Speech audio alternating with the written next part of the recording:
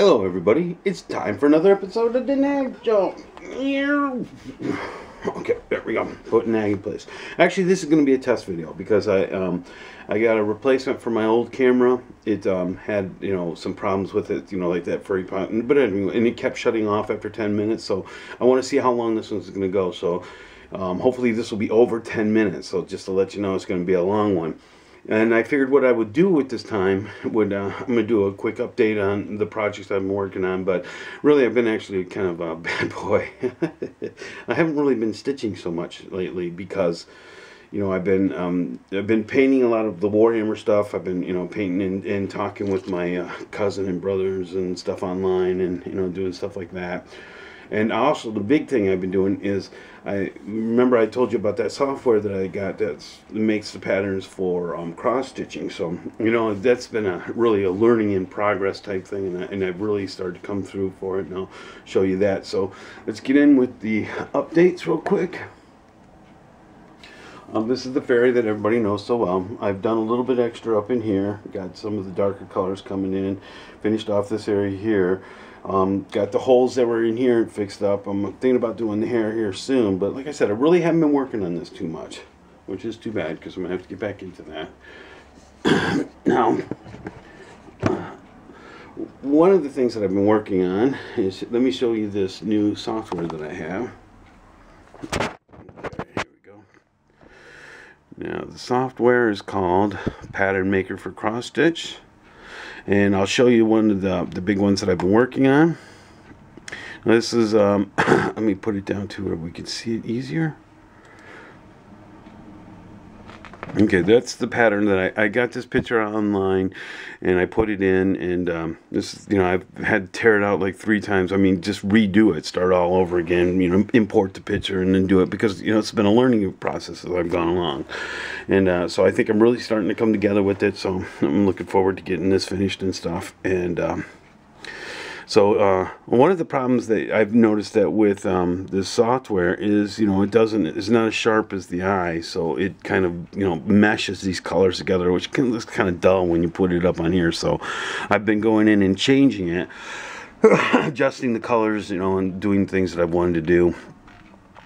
So here, I'll zoom it in a little bit and I can show you what I was talking about. 350. Okay, now if you'll notice, there is spots in there, like little white stuff.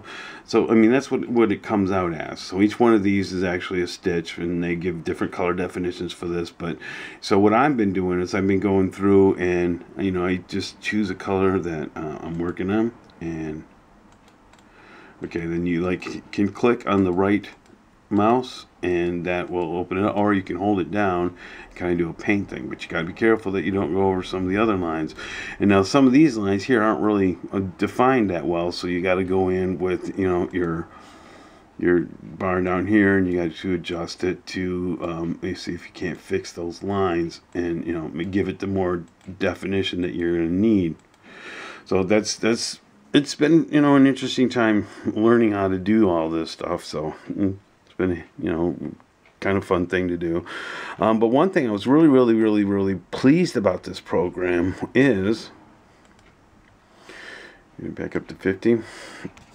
I went looking, as I do my regular searches online for a patterns and things like this that I can do new projects with. I ran across this business that sells kits, and you can't buy anything less than 100 kits, but I really like this pattern that I'm going to show you. And no, okay, but I couldn't read it. It was in a format that I didn't know how to get the right program to read this file. So it's like I almost deleted it. Man, I'm so happy I didn't. And I just kind of stuck it off in there. So I was wandering through my hard drive, and I just happened to open up this one right here, and I noticed this is it. You can see the funny writing down there because it's obviously not English and it's some code there.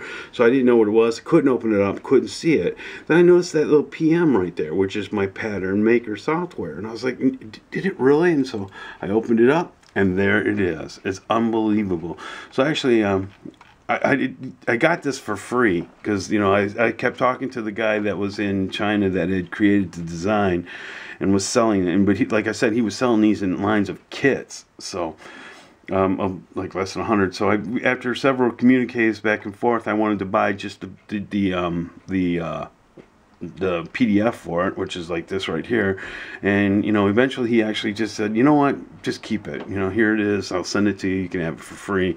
And I'm really looking forward to doing this one. Actually, I'm thinking about I'm gonna put the butterfly, I mean the fairy aside, and I think I'm gonna work on this one because I just really love this pattern. It is beautiful. That's just, I was thinking about changing this, like making these wings up here, make that white and change the skirt to a white, keep the hair as a black. But then I realized, you know, you got all that mess that you got to come through here, and you got to write the design, because the wings would go on either side of her hair. Hair would come down the middle. I don't know if I'm actually going to change it. I don't know. But I'm pretty sure I'm going to work on this one. This is a small one, actually. It's only like... I don't know, let's see, palettes, it's fabric sizes.